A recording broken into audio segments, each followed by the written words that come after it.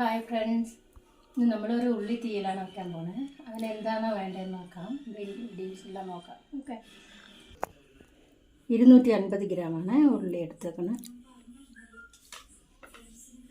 ഒരു തക്കാളി, പുളി എടുക്കില്ല, അതുകൊണ്ട് തക്കാളി ഒരെണ്ണം എടുത്തു. കുറച്ച് കറിവേപ്പില, പിന്നെ അരപ്പ് വറുക്കാനായിട്ട് തേങ്ങ 1 കപ്പ് എടുത്തിട്ടുണ്ട്.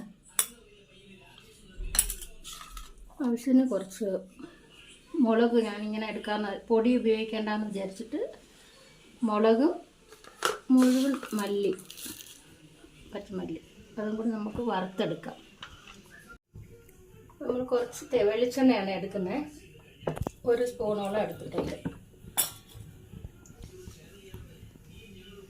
എണ്ണ ചൂടായിട്ടുണ്ട്. നമുക്ക് തേങ്ങ വറുക്കാം.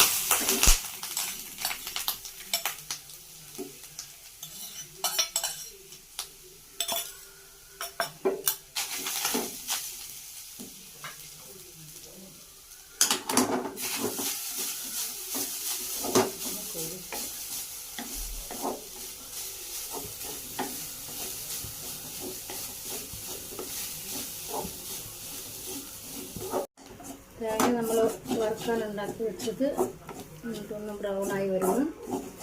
അപ്പോൾ നമുക്ക് മുഴുവൻ മുളകായതുകൊണ്ട് ഇപ്പോഴേ ഇടുന്നുണ്ട്.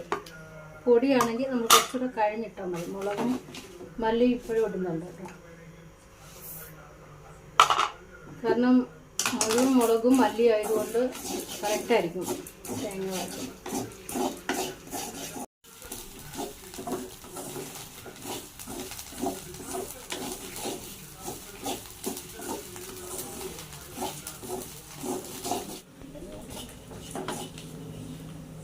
കറിവേപ്പില ഇട്ടിട്ട്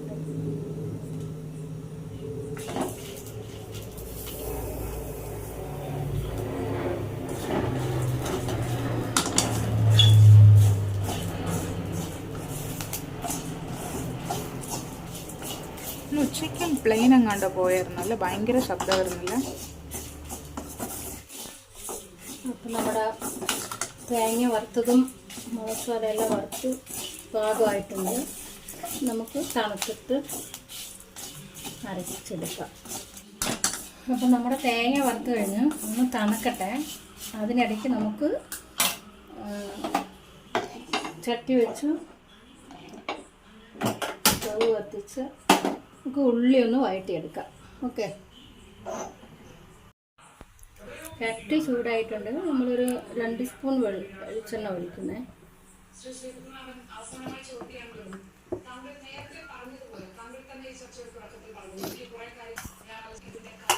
ഒരു 1/4 ടീസ്പൂൺ കടുക് ഇടുന്നത്. കടുക് പൊട്ടിയിട്ട്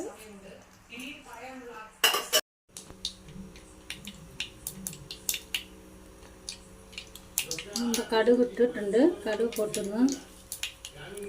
കുറച്ച് കറിവേപ്പില കൂടെ ഇടാം.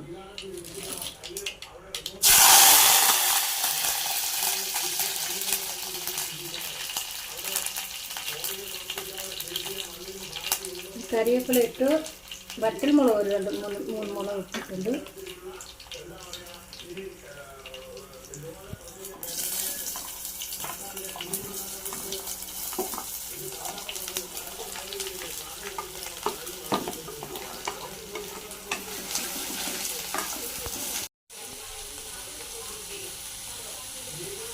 കുറച്ച് ഉപ്പിട്ടിട്ട് നമ്മൾ വഴറ്റാണ്.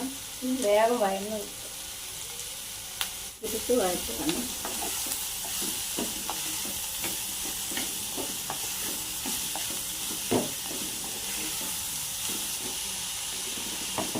അടച്ച് വെച്ച് വേഗമാകും.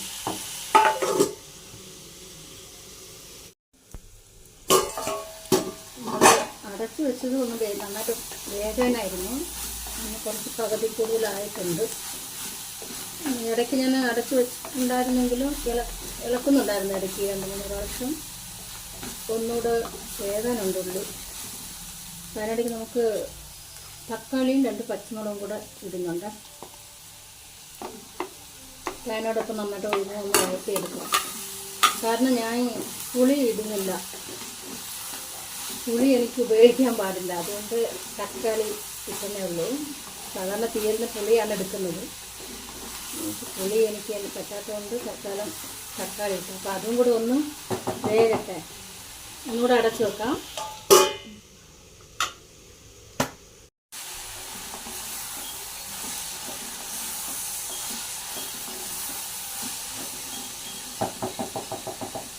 ഇപ്പം മഞ്ഞൾപ്പൊടി ഇടാണ്. ഒരു 1/4 ടീസ്പൂൺ മഞ്ഞൾപ്പൊടി ഇട്ട് ആയിട്ടില്ല. അതുകൊണ്ട്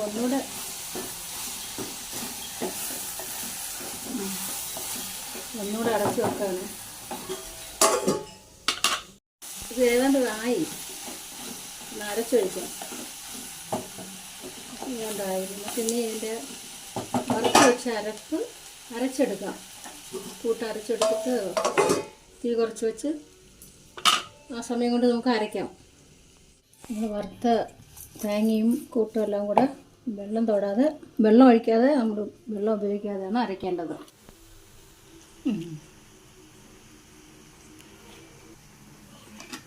നമ്മുടെ അരപ്പ് നന്നായിട്ട് അരഞ്ഞിട്ടുണ്ട്. തേങ്ങ വറുത്തതൊക്കെ എല്ലാം കൂടെ നന്നായിട്ട് അരഞ്ഞിട്ടുണ്ട് കേട്ടോ. ഒരു തുള്ളി വെള്ളം ഒഴിക്കാണ്ട് വറുത്ത കൊണ്ടാണ് നമ്മൾ അരയ്ക്കുന്നത്. വെള്ളം ഒഴിക്കാണ്ടാണ് നമ്മൾ അരച്ചെടുത്തത് കേട്ടോ. ഇങ്ങനെ അടുത്ത ഉള്ള ഗുണമെന്ന് പറയുന്നത് 2-3 ദിവസം പുറത്തിരുന്നാലും ചീത്തയാവില്ല നമ്മുടെ തീയൽ. ഇത് വന്ന് ഉള്ളിയിലോട്ട്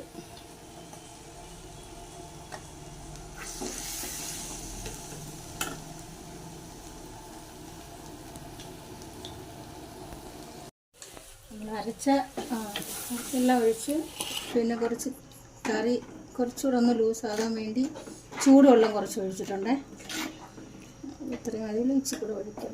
കറി വേണമെങ്കിൽ ആവശ്യത്തിനാണ്. നമുക്ക് ഇച്ചിരി കുറുകിയ കറി മതിയെങ്കിൽ ഇത് നേരത്തെ എടുത്തത് മതിയാവും. ഒന്ന് തിളച്ചാൽ മതി കറി.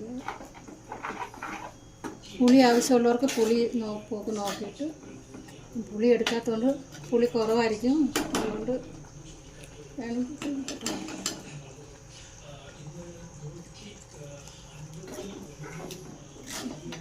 ഇച്ചിരി ഉപ്പ് കുറവായിരുന്നു. നോക്കിയപ്പോൾ സ്വലം കൂടെ ഇട്ടിട്ടുണ്ട്. ഉപ്പൂടെ ഇട്ടൊന്ന് തിളച്ചു മതി. മൺചട്ടി ആയത് കാരണം കുറുകി പോകും വീണ്ടും. അതുകൊണ്ട് ഞാൻ തീ ഓഫ് ചെയ്യുകയാണേ.